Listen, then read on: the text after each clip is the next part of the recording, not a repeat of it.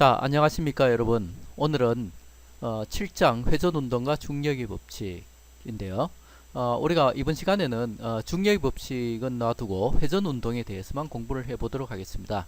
그래서 7의 4절까지 공부하겠는데요. 그래서 먼저 각속력, 각가속도와 같이 각운동을 기술하기 위해서 우리가 2장과 3장에서 위치, 속도, 가속도 이런 걸 정의해 주었듯이 각운동에 대해서 각속력, 각가속도와 같은 개념을 정의를 하고 그 다음에 이제 우리 등가속도 운동을 했던 것처럼 등각가속도 운동에서의 회전 운동을 살펴보도록 하고요. 그 다음에 이제 각운동과 선운동 물리량 사이에 어떤 관계가 있는지 그 관계를 한번 살펴보고 그 다음에 우리가 구심가속도가 무엇인지를 한번 보도록 하겠습니다. 자, 먼저 각속력과 각가속도인데요. 그래서 각속력, 각가속도를 정의하기 위해서는 자, 그림을 보시면은 자, 회전 운동이 이렇게 있습니다. 그래서 O점을 중심으로 해서 이렇게 회전하는데 자, 기준선을 뭐 통상 이렇게 XY 평면에서 생각하면 양의 X축을 잡는데요. 그게 뭐 절대적인 건 아니고요. 자, 그 다음에 여기서 이렇게 이 방향으로 이렇게 회전하고 있죠. 그러면은 여기 보시면은 S라는 게 있고 그 다음에 각도가 있습니다. 각도가 커지면 커질수록 원호의 길이가 길어지겠죠. 물론 같은 각도일 때 반지름이 크면 또 원호의 길이도 길어질 거고 그죠? 그래서 요걸 이렇게 이용해서 우리가 요 다시 이제 그림을 그려보면은 여기 이제 S가 있고요. 그 다음에 R이 있고 세타가 있습니다. 그죠? 그래서 요런 관계를 볼 때 S가 뭐에 비례하나? 반지름 R에 비례합니다. 그죠? 반지름 R이 커지면은 당연히 똑같은 각도일 때 R에 비례해서 커질 거고 그 다음에 반지름 R이 만약에 똑같다면은 각도가 커질 때 S가 커지겠죠. 그죠? 그래서 이런 식으로 우리가 이제 각도를 정의할 수가 있습니다. 그래서 각도를 세타를 R분의 S라고 이제 정의를 하는 요 것을 우리가 뭐라고 하냐면 라디안이라고 합니다. 그래서 만약에 S가 반지름과 같아지는 요 그림에서 보듯이 S가 만약에 원호의 길이가 반지름과 같아지는 요 각도가 얼마냐? 1라디안입니다. 그래서 1라디안은 약 57.3도가 되겠습니다. 그리고 하나 유의할 거는 지금 보면은 각도의 정의를 보시면은 지금 이제 정의식이기 때문에 사실 이렇게 해줘도 되는데요. 자, 분모도 길이의 차원을 가지고 있고 분자도 길이의 차원을 가지고 있죠. 그래서 각도는 차원을 가지고 있지 않은 양입니다. 그래서 이 라디안이라는 것은 우리가 부르기 편하게 부르는 거고 이 각도를 실제 이제 차원은 없는 양이다는 것을 알 수가 있습니다. 자, 그 다음에 원을 이렇게 한 바퀴를 삥 돌고 나면은 이 원주 반지름 R인 이 원주의 길이가 2파이 R이죠. 그죠? 한 바퀴를 완전히 돌았을 때 2파이 R입니다. 그러면 요 정의를 가만히 생각해 보면은 한 바퀴를 돌았을 때 그러니까 세타가 한 바퀴를 완전히 돌면은 우리가 각 도로 하면은 360도죠. 360도일 때 2파이라는 것을 알 수 있습니다. 2파이 라디안. 그러면은 파이 라디안은 180도겠죠.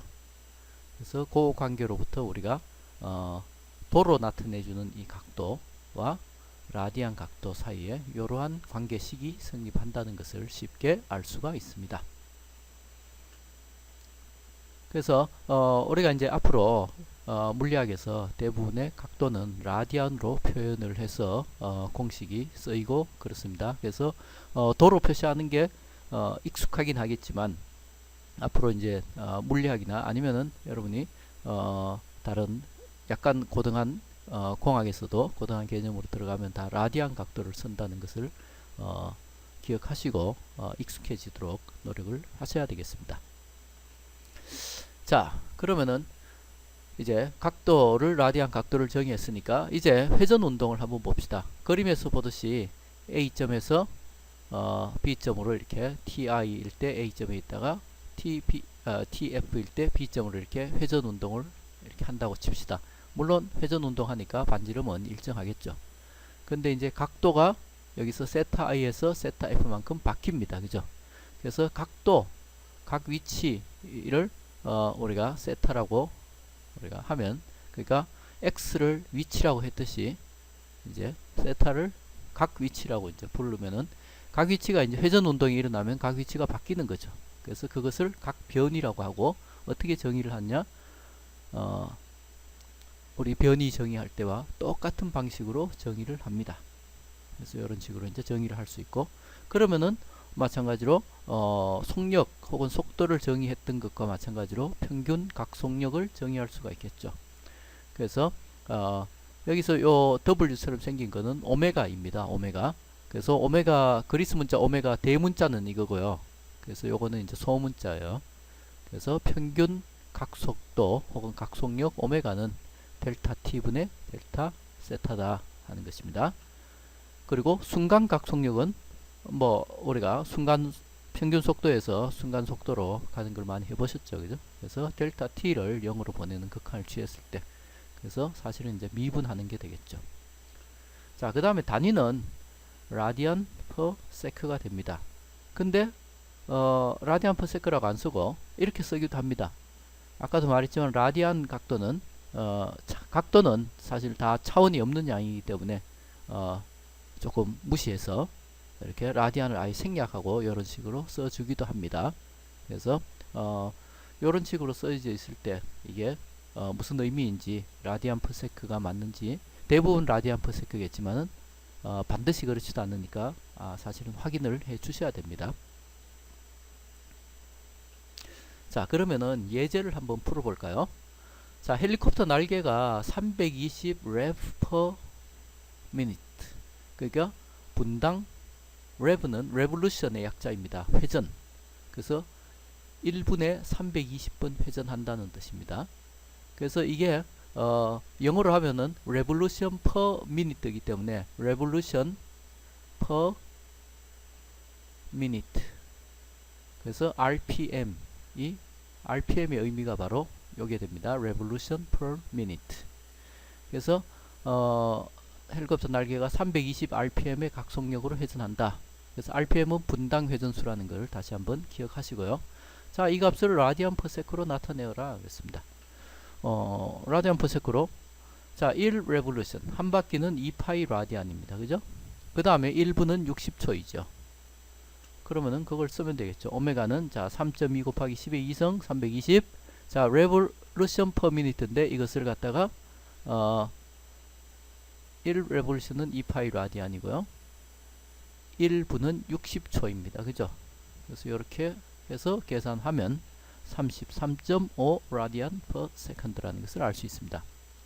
자, 그 다음에 날개의 반지름이 2m이면 300초 동안 날개 끝은 호의 길이를 얼마만큼 회전하는가. 자, 일단 몇 도 도는지 한번 봅시다.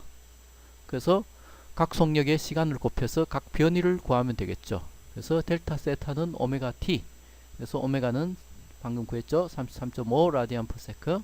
그 다음에 시간은 300초.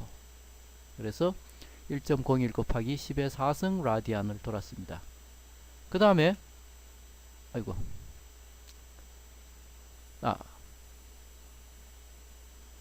여기까지가 문제군요. 얼마만큼 회전하는가. 근데 여기서 날개의 반지름이 2m니까 날개의 끝부분이 얼마만큼 돌았는가 하려면은, 자, S는 아까 봤지만은 R 세타였죠. 그죠? 그래서 반지름에다가 세타를 곱해주면은 이 얼마만큼 돌았는지, 물론 요거는 이제 끝부분 2m인 부분이고요. 그보다 작은 부분은 더 작은 거리를 움직였을 겁니다. 그래서 요거는 좀 이따가 우리가 각운동량과 선운동 물리량 사이의 관계를 할 때 다시 한번 언급하도록 하겠습니다. 자, 그 다음에 각 가속도로 넘어가겠습니다. 자, 평균 각 가속도는 우리가 각 속도도 시간에 대해서 변할 수가 있습니다. 그죠? 오메가가 시간에 대해서 변하면은 어떻게 될까요? 그렇죠? 이렇게 이제 씁니다. 자, 요거는 A가 아니라 알파입니다. 알파. 그래서 각 가속도 알파는 델타 t분의 델타 오메가다. 그럼 단위는 어떻게 될까요? 단위는 라디안 per 세크 제곱입니다. 아까도 봤지만 라디안은 차원이 없는 양이기 때문에 약간 이제 무시를 당하는 경향이 있습니다. 그래서 S 제곱분의 1 혹은 S의 마이너스 2성 이런 식으로 써주기도 합니다. 자, 순간 가속도는 뭐 이제는 뭔지 다 아시겠죠? 델타 t를 0으로 보내는 극한을 취했을 때 그래서 미분하는 것이 되겠죠. 자, 그래서 여기서 보면은 시간 ti일 때 오메가 i의 각속도로 돌다가 어떤 다음 시간 동안에 요런 각속도로 이제 돈다고 치면, 자, 이 물체 위의 모든 입자는 주어진 시간 동안에 같은 각만큼 회전합니다. 그죠? 그러니까 요 부분이 이동하는 요 거리랑 요 안쪽 부분이 이동하는 거리랑 이 거리는 다르겠지만 같은 각도만큼 회전하고 같은 각속력을 가지고 같은 각가속도를 가집니다. 순간. 그죠? 자, 그거를 잘 생각을 하시고, 자, 그 다음에 좀 이따 또 나오겠지만은 각속도와 각가속도는 벡터량이라는 겁니다. 지금 여기서 시계 방향으로 도는 것과 반시계 방향으로 도는 것은 부호가 달라져야 됩니다. 그래서 그거를 염두에 두시고 우리가 문제를 풀도록 해야 되겠습니다. 자, 그러면은 우리가 이제 각 운동에서 가장 뭐 단순하다고 하면 단순하다고 할 수 있는 등 각가속도 운동의 회전 운동에 대해서 이제 살펴볼 텐데, 역시 이 등 가속도 운동과 매우 유사합니다. 그래서 처음에 각가속도 알파가 일정한 경우에 보면은, 자, 각속도가 어떻게 되어 있습니까? 이거 우리 기억나시죠? B는 B0 플러스 A T, 그죠? 그 요식이랑 모양이 똑같습니다. 그죠? 마찬가지로 우리가 각 위치에 대해서도 똑같은 형태의 식을 써줄 수 있습니다. 그래서 속도 대신에 오메가, 가속도 A 대신에 알파를 썼다는 겁니다. 그리고 마찬가지로 속도의 제곱, 나중 속도의 제곱은 처음 속도의 제곱 더하기 2의 알파, 델타, 세타 이런 거죠. 그래서 자, 선운동 양하고 각운동 양하고 이렇게 비교하면은 모양이 똑같다는 것을 알 수가 있습니다. 그래서 따로 외워줄 필요도 없겠죠. 자, 그러면은 문제를 한번 풀어봅시다. 예제를. 자, 바퀴가 일정한 각가속도 요걸로 회전하고 있다. 3.5 라디안 퍼 세크 제곱으로. 자, 이게 알파입니다. 그죠? 그 다음에 시간 t가 0일 때 바퀴의 각속도는 2 라디안 퍼 세크이다. 여기 바로 오메가 i가 되겠죠. 자, 그래서 t는 0과 t는 2초 사이 동안 바퀴 회전 각도는 얼마인가? 델타 세타를 구하라는 거죠. 그래서 라디안과 회전수로 답하여라 그랬습니다. 자, 그러면은 델타 세타는 오메가 it 플러스 2분의 1 알파 t 제곱. 그래서 집어넣어서 계산하면은 11 라디안이 됩니다. 근데 회전 각도 라디안으로 구했는데 이걸 또 회전 수로도 답을 하라 그랬습니다. 그래서 자, 2파이 라디안이 한 바퀴입니다. 그죠? 2파이 라디안 이꼴 1 레볼루션 이기 때문에 이걸 곱해주면은 1.75 레볼루션, 그러니까 1.75 바퀴를 돌았다는 것을 알 수 있습니다. 자, 그 다음에 t가 2초에서 각 바퀴의 각속력은 얼마인가? 속력식 쓰면 되죠. 오메가는 오메가 0 더하기 알파 t 있죠. 그래서 여기서는 뭐 f를 썼는데요. 오메가 f는 오메가 i 더하기 알파 t, 그죠? 그래서 요거 집어넣어서 구하면은 9 라디안 퍼 세크가 됩니다. 그러니까 1초 동안에 3.5 라디안 퍼 세크씩 늘어나고 있기 때문에 2초 동안에 7 라디안 퍼 세크. 그 처음에 2 라디안 퍼 세크였으니까 당연히 2 더하기 7은 9 되겠죠. 그죠? 자, 그러면은 우리가 각운동과 선운동 물리량과의 관계가 어떻게 되는지 한번 살펴보도록 하겠습니다. 자, 여기서 강체가 이렇게 회전하고 있는 경우를 생각해 봅시다. 그래서 지금 이렇게 요 그림 속에서처럼 이제 회전을 하고 있는데, 자, 요 델타 세타 요걸 보면은 요 델타 세타랑 델타 S랑 어떤 관계가 있습니까? 그렇죠. 이거 원래 라디안 각도 정의할 때 이런 식으로 정의했습니다. 그죠? 세타는 어떻게 정의했어요? 알파분의 R분의 S. 그죠? 그래서 그냥 세타의 변화 델타, S의 변화 델타. 그게 바로 이 식입니다. 그죠? 그러면은 양변을 델타 T로 나눠주면 어떻게 되나요? 델타 T분의 델타 세타. 이게 뭐죠? 이게 각속력. 요건 뭐죠? 요거는 선속력입니다. 그러면은 오메가 이꼴 R분의 B. 그럼 B에 대해서 풀었으면 어떻게 되죠? B는 R 오메가. 근데 여기 첨자가 붙었죠? T가 붙었습니다. 요거 탄젠셜.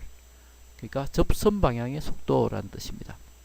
그래서 속도는 회전 운동을 할 때 사실 이제 다 접선 방향의 속도를 가지게 되는데, 가속도는 이따가 볼 텐데, 각가속도, 특히나, 가속도는, 이 접선 방향의 가속도가 있고, 구심 방향의 가속도가 있습니다.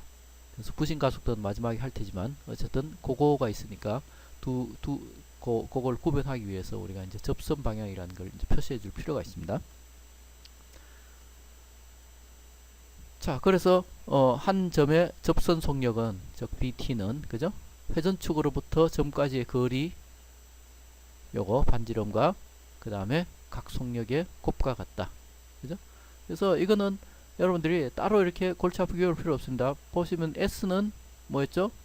R 세타였습니다. 그죠? 그래서 이걸 양변을 미분하면 어떻게 되죠? R이 시간에 대해서 변하지 않는다고 보면 S 미분하면은 속력 B가 되고, 세타 시간에 대해서 미분하면 바로 각속력 되죠. 그래서 이런 관계가 있습니다. 각 가속도에 대해서도 똑같은 식이 성립하겠죠. 자, 그 전에 회전하는 물체 내의 모든 점들은 같은 각속력을 가지지만 오메가는 다 같습니다. 그렇지만 선속력은 같지 않습니다. 왜? R에 따라서 다르기 때문입니다. 그래서 똑같은 각도를 회전하더라도 여기 있는 점은 요만큼 가니까 요때 움직인 요 거리 델타 세타랑, 자, 여기 있는 점이 같은 각도 움직였을 때 움직여가는 거리랑 다르겠죠. 그러니까 선속력은 다릅니다. R에 비례를 한다는 거 기억하시고요. 자, 각 가속도에 대해서도 똑같은 이야기를 할 수 있습니다. 자, 델타 t 시간 동안에 각속력이 델타 오메가만큼 변했다고 가정하면, 자, 델타 B는 R 델타 오메가. 아까 B는 R 오메가였죠. 그죠? 거기에서 똑같이 요식을 쓸 수 있고, 요걸 또 델타 T 시간 간격으로 나누면 요게 뭐다? 요게 접선 방향의 가속도가 되고, 요거는 각 가속도가 됩니다. 그래서 AT는 R 알파. 자, 지금 계속 T 요걸 써주면서 접선 방향이라고 계속 강조를 해주고 있습니다. 이따 나올 구심 가속도는 AC라고 쓸 겁니다. 그래서 요거랑 구분을 해주기 위해서 그렇습니다.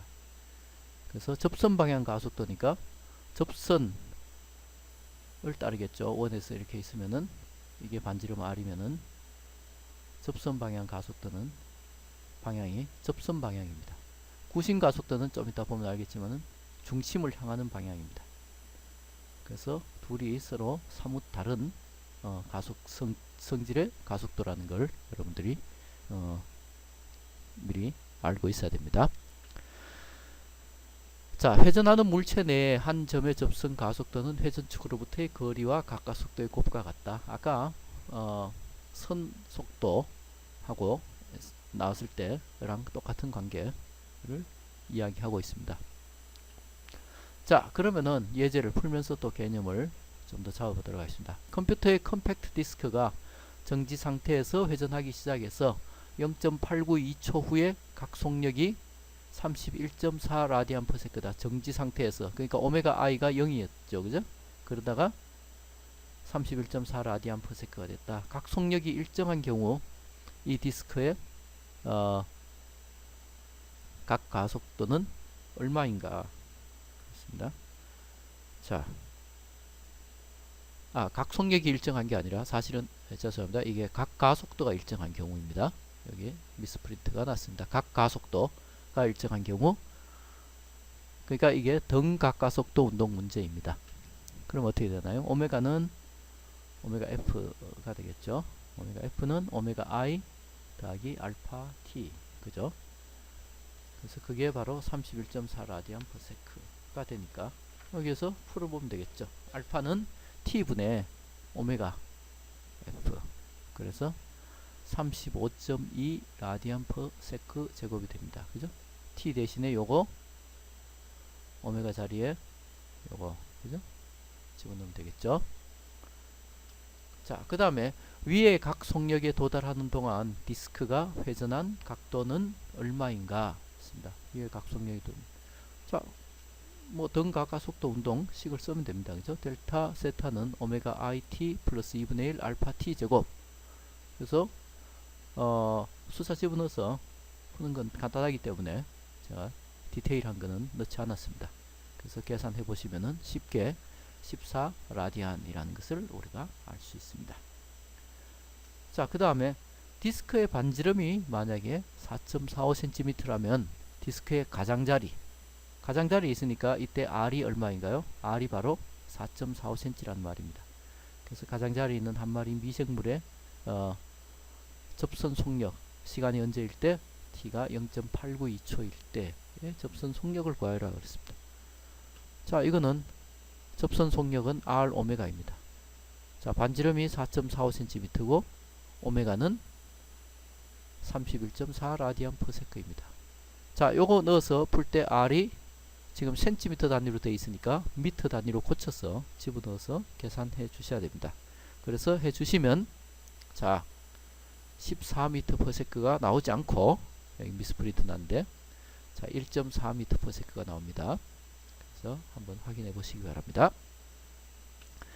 자, 그 다음에 4.45cm 즉 가장자리에 있는 미생물의 접선 가속도의 크기를 구하라. 접선 가속도는 여기 각가속도가 구했죠. 그죠? 1번 문제 A번에서. 그래서 역시 똑같은 방식으로 풀어주시면 자 1.57 m per sec 라는 것이 되겠습니다. 어렵지 않죠? 자, 또 다른 문제를 한번 풀어봅시다. CD 트랙의 길이 뭐인데 CD는 탐치매드가 원반의 중심으로부터 밖으로 이동하도록 되어 있고 원반의 각속력이 변화하여 P급의 선속력이 항상 일정한 값을 갖도록 설계되어 있다. 자, P급이 원반의 중심으로부터 2cm와 5.6cm 거리에 있을 때 각각의 각속력을 구하라. 자, 선속력이 요거입니다. 그죠? B가 요거입니다. 그럼 R이 바뀔 때 각속력이 당연히 바뀌겠죠. 그래서 그걸 구해보면 자, BT는 R 오메가이므로 R이 2cm 일 때와 R이 5.6cm 일 때 구하면 되겠죠. 오메가는 R분의 BT인데 R이 2cm 일 때는 65 라디안 퍼 세크로 회전하다가 R이 5.6cm라면 오메가는 23 라디안 퍼 세크로 반지름이 클 때, 그러니까 P급이 바깥쪽에 있을 때는 좀 천천히 돌아도 선속력이 나고 P급이 안쪽에 있을 때는 훨씬 더 빨리 돌아야 됩니다. 그죠? 자, 그 다음에 추금기의 경우는 일정한 각속력으로 회전해서 P급의 선속력이 변합니다. 그래서 45rpm 추금기의 중심으로부터 요거 2cm와 5.6cm인 곳에서의 선속력을 구하여라. 자, 오메가가 일정하다 했죠. 45rpm. 자, 먼저 45rpm을 라디안 퍼 세크 단위로 바꿔줘야 되겠죠.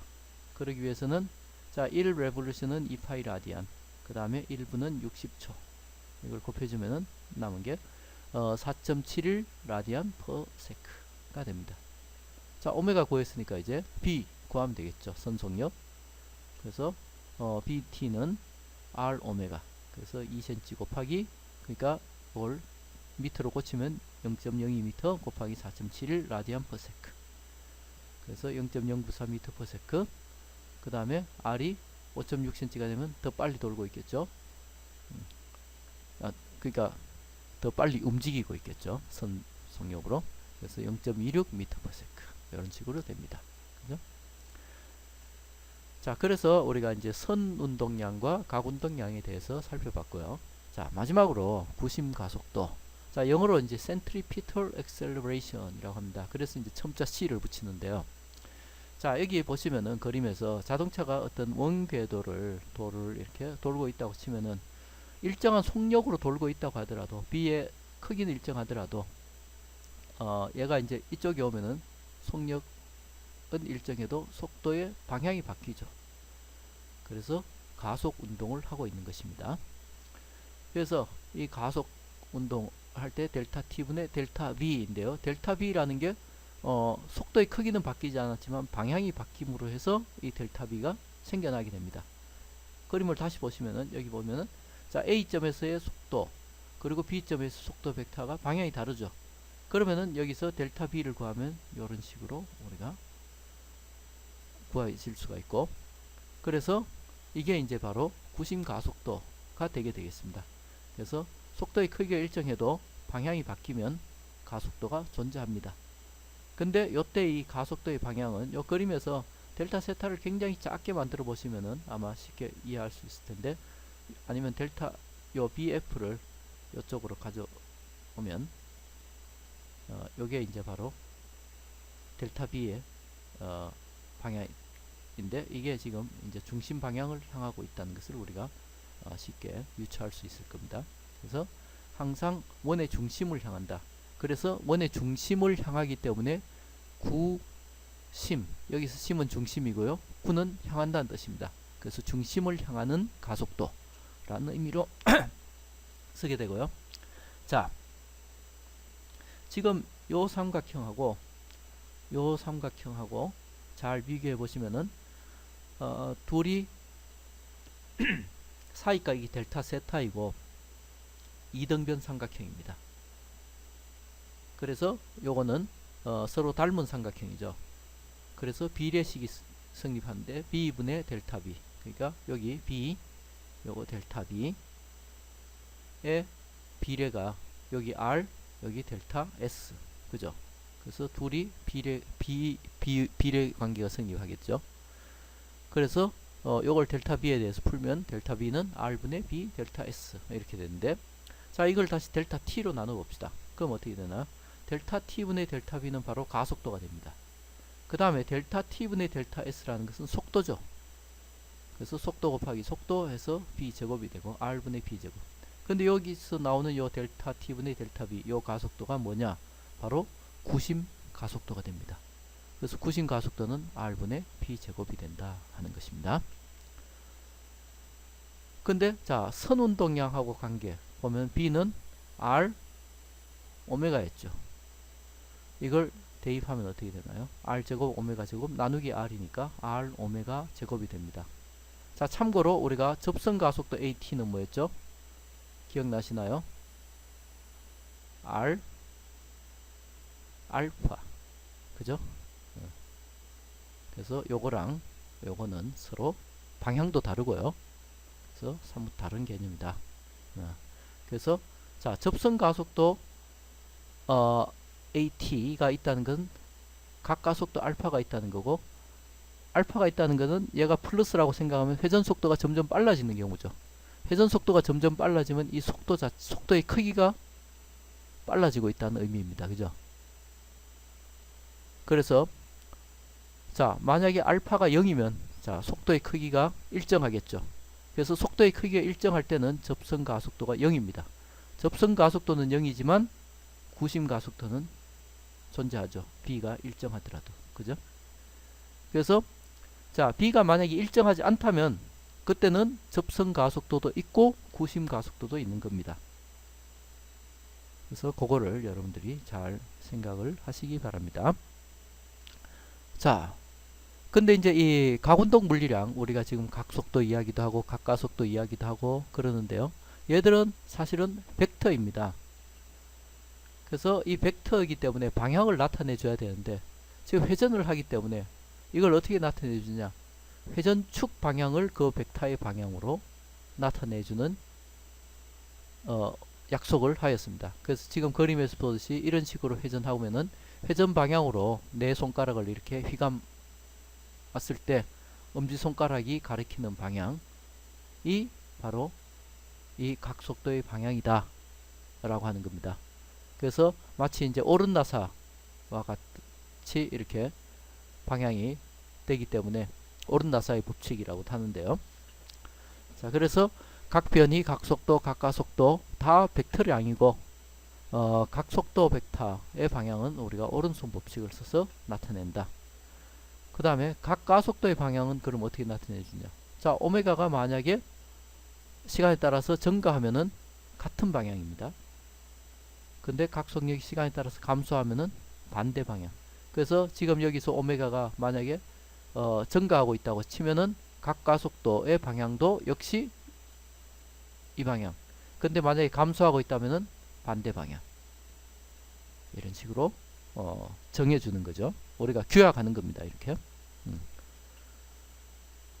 자, 고정축이 아니라면 각속도의 크기가 일정하게 유지되더라도 각속도의 방향 변화만 있어도 역시 각가속도가 유발된다는 거를 알 수 있겠죠. 그죠? 자, 우리가 뭐 그거 더 나가는 건 이제 어렵기 때문에 여기 이 정도만 이야기를 하고요. 자, 그럼 구심 가속도를 일으키는 힘은 뭐냐? 자, 그림에서 봅시다. 지금 어떤 물체가 줄에 매달려 가지고 이렇게 돌고 있으면은 얘가 줄이 끊어지면 어떻게 날아가죠? 얘가 이런 식으로 그냥 날아갑니다. 그죠? 수평 방향으로 이렇게 접선 방향으로 날아가는데 그렇게 날아가지 않고 계속 원 운동을 하게 해주는 힘은 뭐죠? 바로 줄에 의한 장력입니다. 이 장력이 얘를 갖다가 원 운동을 하도록 계속 유지를 하는 힘을 주고 그것을 구심력이라고 합니다. 그러니까 여러분들이 기억하셔야 될 거는 구심력이란 힘이 따로 있는 게 아니라 그 힘이 무엇이든 지금 방금 본 것처럼 장력이든 나중에 보겠지만 무슨 마찰력이나 아니면 수직항력이나 중력이나 이런 것처럼 그 힘이 작용을 해서 혹은 힘들이 작용을 해서 그것이 어떤 물체를 원운동하게 하고 있으면 그 힘을 구심력이라고 부르는 겁니다. 그리고 수학적으로 모든 구심력은 자, F는 ma 기억하시죠? 그죠? 그래서 F는 ma 인데 원운동을 하고 있으면 그게 구심 가속도를 가지고 운동하는 거죠. 그래서 질량 곱하기 구심 가속도 하면 mr분의 b제곱이 됩니다. 그래서 자, 이 변에서 이거를 갖다가 이제 우리가 구심력이라고 부릅니다.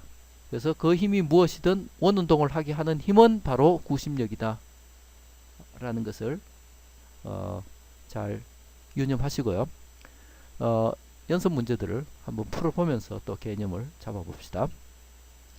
자, 지금 이제 곡선 도로가 있습니다. 반지름이 50m인 원형 도로가 있는데 얘가 지금 일정한 속력으로 이렇게 회전 운동을 하고 있는 거죠. 그때 자동차가 미끄러지지 않으려면 도로 마찰이 있어야 됩니다. 그러니까 우리가 빙판길 생각하면 빙판길에서 조금만 이 회전을 하려고 그래도 쉽게 이제 미끄러지죠. 왜냐하면 마찰이 적기 때문에 그렇습니다. 그죠? 그래서 어떤 자동차가 우리가 회전을 하게 하려면은 마찰이 작용해야 되고 그 마찰이 바로 구심력입니다. 그래서 요걸 이제 자유물체들을 우리가 수평 방향에서 그리면은 자, 여기 중력 mg가 작용하고 있고 도로에서 오는 수직 강력 n이 있고요. 그 다음에 자, 안쪽으로 도로의 안쪽으로 작용하는 이 마찰력이 작용을 합니다.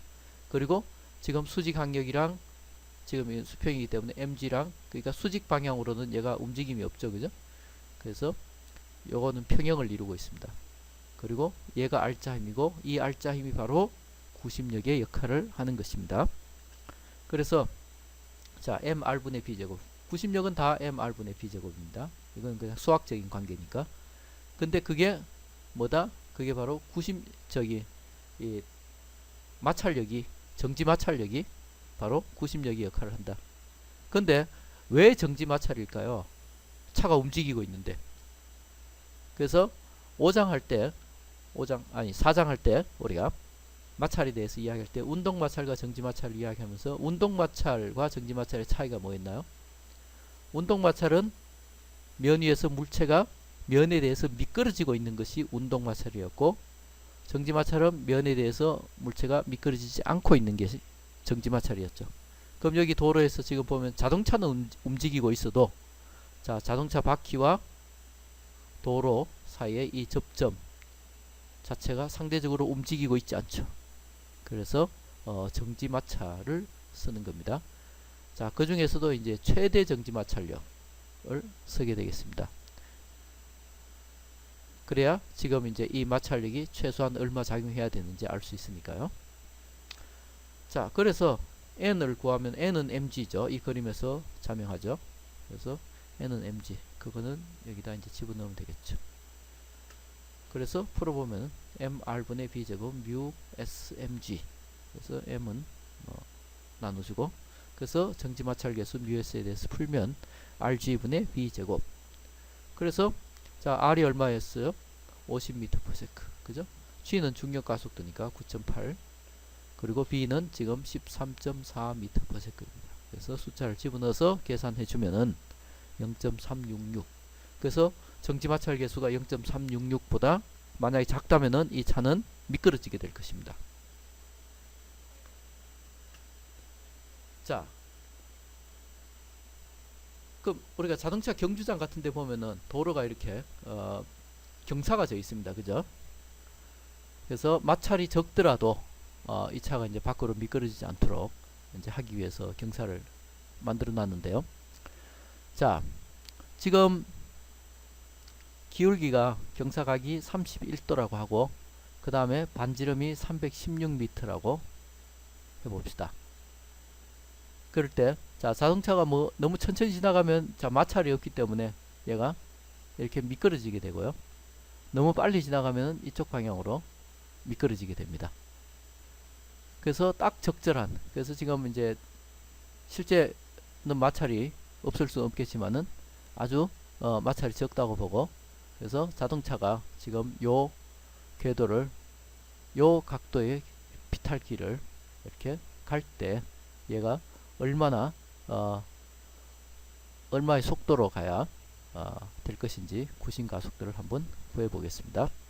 자, 먼저 구심가속도를 구하기 전에 지금 이 자동차에 작용하고 있는 힘이 뭔지 봅시다. 도로에서 오고 있는 수직 강력이 있고요. 그죠? 그 다음에 지금 중력이 있습니다. 그래서 자, 우리가 X축, Y축을 이런 식으로 이제 잡아서 하면은 수직 강력이 지금 수직 성분도 있고 수평 성분도 있습니다. 그죠? 그래서 이렇게 이 그림에서 이제 분해했죠. n sin 세타, n 코사인 세타 이렇게 해놨습니다. 그러면은 지금 n 코사인 세타와 mg는 서로 더해서 0이 되겠죠. 그죠? 그래서 자, 구심가속도를 이제 구하기 위해서 지금 벡터식을 썼는데요. 벡터식은 식이 하나가 아니라 여러 개라 그랬죠. 지금 이 경우에는 식이 두 개가 됩니다.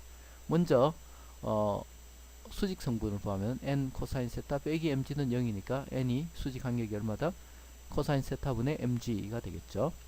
그 다음에 구심력은 뭐가 구심력 역할을 하나요? 얘가 구심력 역할을 하고 있죠. n 사인 세타 이퀄 뭐가 되죠? 그게 바로 이게 되겠고, 자, n이 얼마였죠? n이 코사인 세타분의 mg입니다. 그죠? 그래서 그걸 이제 집어넣어 주면은 여기에 되고, 코사인분의 사인이 탄젠트니까 mg 탄젠트 세타는 바로 m 곱하기 구심가속도. 그래서 구심가속도는 m분의 fc 이렇게 되는데, 자, 요거는 결국 g 탄젠트 세타입니다. 그죠? 뭐 간단하죠? 그래서 g 곱하기 탄젠트 세타, 세타가 31도. 그러니까 넣어서 계산하면 5.89m/s 제곱 이 구심 가속도고, 그럼 이때 자동차의 속력을 계산하라. 자동차 속력은 간단하죠? 어떻게 해요? 구심 가속도는 r분의 b 제곱이니까, 그래서 b는 루트 rac 집어넣어서 계산해주면 43.1m/s. r이 뭔지 아시죠? 여기 316m. 그죠? 자, 하나만 더 풀어봅시다. 지금 이제 이런 놀이 기구가 있습니다. 지금 반지름이 r인 롤러코스터가 이렇게 있는데, 지금 A번에서 뭘 물었습니까? 트랙으로부터 어떤 도움도 없이 차가 트랙의 최고점에 다다라서 회전할 수 있도록, 자, 회전한다고 말했습니다. 회전한다는 것은 구심 가속도가 있다는 뜻입니다. 근데 여기 보시면은 이 차에 작용하는 힘이, 자, 중력이 이렇게 있겠죠, 그죠? 그래서 중력 mg가 있습니다. 그 다음 또 무슨 힘이 있을까요? 자, 바닥으로부터 오는 수직 강력이 있을 수 있습니다, 그죠? 수직 강력 n, 이 방향이죠, 수직 강력. 수직 강력이 무조건 윗방향은 아닙니다, 그죠? 자, n과 mg가 있는데 이게 지금 이 차에 지금 미치고 있는 힘이고, 요 두 힘이 결국 어떻게 되나요? 바로 구심력이 되는 것입니다. 요거 두 개, n 더하기 mg가. 그런데 어떤 도움도 없이 그랬으니까, 자, mg는 지구가 끌어당기니까 그거는 뭐 외부에서 주는 게 아니고요. 지금 도움이란 말은 이제 트랙이 이제 도와주지 않아도, 즉 수직 강력 n을 가해주지 않아도 얘가 원운동을 할 수 있게 하려면은 최소한 속력이 얼마인가 라는 것입니다. 그래서 n을 0으로 놓고 풀어보면 되겠죠. 자, 구심 가속도는 요거인데, 자, n 0으로 놓겠습니다. 그러면은 요게 되죠. 자, 요 v 탑, 그러니까 꼭대기에서의 속력 mr분의 v 탑 제곱은 결국 뭐라 같다? mg 중력. 그러니까 중력이 바로 구심력의 역할을 한다라는 뜻입니다. 중력이 꼴 구심력이다 라는 이야기죠.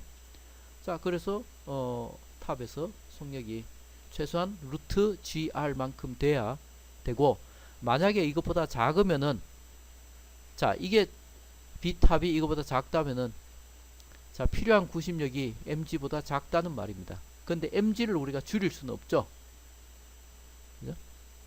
그래서 그 말은 중력이 필요한 구심력보다 더 크다는 말이고, 그래서 원운동을 다 못하고 원궤도에서 벗어나서, 그러니까 결국은 이제 궤도에서 이렇게 돌다가 속도가 느리면은 원궤도를 못 돌고 이런 식으로 이제 떨어지게 되는 거죠. 속도가 충분하면, 그러니까 GR만큼 되면은 여기서 원궤도를 이렇게 이제 돌면서 나올 수가 있는데, 그렇지 않으면 이렇게 떨어지게 되는 것입니다. 자, B. 자, 궤도의 바닥에서 차의 속력은 얼마인가? 뭐 이거는 우리가 역학적 에너지 보존을 써서 한번 풀어보도록 하겠습니다. 자, 꼭대기에서의 역학적 에너지는 무엇인가? 자, 운동 에너지 있죠, 그죠? 그 다음에 또 뭐 있나요? 위치 에너지가 있습니다, 그죠? 그 높이는 ER입니다, 그죠? 여기서 H는 ER이 되겠죠. 꼭대기 점을 위치 에너지 기준점으로 잡으면, 그래서 계산하면 2.5 mgr 되고, 자, 바닥에서는 운동 에너지밖에 없죠. 그래서 요거 이꼴 뭐가 되나요? 2.5 mgr 이니까 풀면 루트 5gr이 되겠네요, 그죠? 자, 그 다음 C. 만약 원형 궤도의 반지름이 10m이면, 즉 R이 10m라면 원형 궤도 바닥에서 승객에 가해지는 수직 강력은 얼마인가? 자, 여기서 지금 중력 mg가 작용하고 있고요. 이거는 이제 항상 작용하는 거죠. 그리고 바닥에서 지금 수직 강력이 작용하고 있습니다. 수직 강력 벡터를 제가 크게 그렸습니다. 왜? 지금 n과 mg가 더해서 바로 구심력이 되기 때문에 그렇습니다. 자, 이 식 보십시오. 이거는 바닥이건 어디건 성립한 식입니다, 그죠? 벡터식이니까. 그래서 지금 이건데, 지금 보시면은 부호가 지금 마이너스 부호가 되어 있습니다. mg가 아래쪽이니까 마이너스 mg. 그 다음 수직 강력은 플러스입니다, 그죠? 위쪽 방향으로 작용하고 있겠죠. 그래서 요거 두 개 합한 힘이 바로 뭐다? 그것이 바로 구심력입니다. 그 위의 식과 다른 점은 여기 얘는 꼭대기고 얘는 바닥이라는 거고, 속력의 크기가 다르게 되겠죠. 자, 그러면은 지금 속력을 구했죠, 여기서 B에서, 그죠?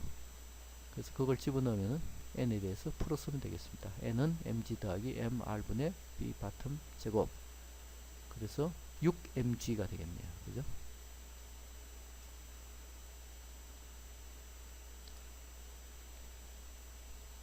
자, 지금 원형 궤도의 반지름이 10m이면, 그런데 원형 궤도의 반지름하고 상관없이 지금 수직 강력이 요만큼 작용된다는 것을 우리가 알 수 있습니다. 왜냐하면 R이 지금 다 나눠졌어요, 그죠? 자, 마지막으로 겉보기 힘이라는 개념에 대해서 한번 살펴보도록 하겠습니다. 우리가 어릴 때 놀이터에서 이렇게 이 회전 목마 같은 걸 타죠. 그죠? 그럴 때 만약에 손을 안 잡으면 어떻게 되나요? 돌고 있는 데서 놓으면은 그냥 나는 떨어져 버리죠. 그죠? 그래서 내가 손으로 이렇게 꽉 잡고 있습니다. 얘를 같이 돌기 위해서. 그래서 손으로 꽉 잡고 있으면은 내가 얘를 꽉 잡고 내 쪽으로 당기고 있죠. 그 말은 이 바가 나를 이 안쪽으로 당기고 있다는 말입니다. 그 힘이 뭘까요? 그게 바로 구심력입니다. 그죠? 그래서 내가 손을 놓으면은 혹은 손을 잡고 있을 때 이렇게 밖으로 마치 이렇게 나가려는 것처럼 느껴지는데 사실은 뭐다? 사실은 얘가 나를 안쪽으로 끌어당기고 있는 거다는 거죠. 그래서 요런 이게 이제 실제로는 구심력이 작용하고 있지만 나는 밖으로 이탈하고자 하는 그런 힘. 그래서 그걸 이제 원심력이라고 부르죠. 그래서 이 힘은 실제 하는 힘이 아니라 가상적인 힘이라는 것을 기억을 하시고요. 그래서 우리가 손과 팔 근육으로 몸에 이제 구심력을 작용한다. 뭐 이제 그런 거고요. 그러니까 뭐 손과 팔 힘뿐만 아니라 바닥에서 오는 마찰력이라든가 여러 가지 힘들이 이제 같이 작용을 하고 있겠죠. 실제로는. 자, 그래서 손잡이를 놓치면 우리가 어디로 날아가나요? 지름 방향이 아니라 바로 접선 방향으로 날아간다는 거. 왜냐하면 지금 속도가 이런 방향의 속도를 가지고 있으니까 구심력이 이쪽으로, 자, 구심력이 이렇게 이 방향으로 작용하지 않는다면 어떻게 되죠? 이 힘이 만약에 없어진다면은, 자, 관성의 법칙 기억하시죠? 원래의 운동 상태를 유지하고 싶어 한다. 그죠? 그래서 접선 방향으로 날아가 버립니다.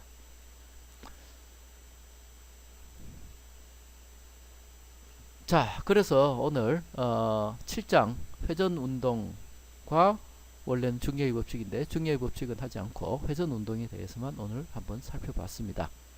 자, 회전 운동은 학생들이 이제 많이 어려워하는 것 중에 하나인데요. 근데 오늘 보셨다시피 사실 개념들이 뭐 그렇게 크게 어려운 것은 없습니다. 그래서 익숙해지고 안 하고의 문제지 그 개념 자체가 어려운 것은 사실은 아니기 때문에 여러분들이 조금만 복습을 잘 하시면은 어렵지 않게 개념을 잡으실 수 있을 것입니다. 자, 수고하셨고요. 오늘은 여기까지 하겠습니다. 감사합니다.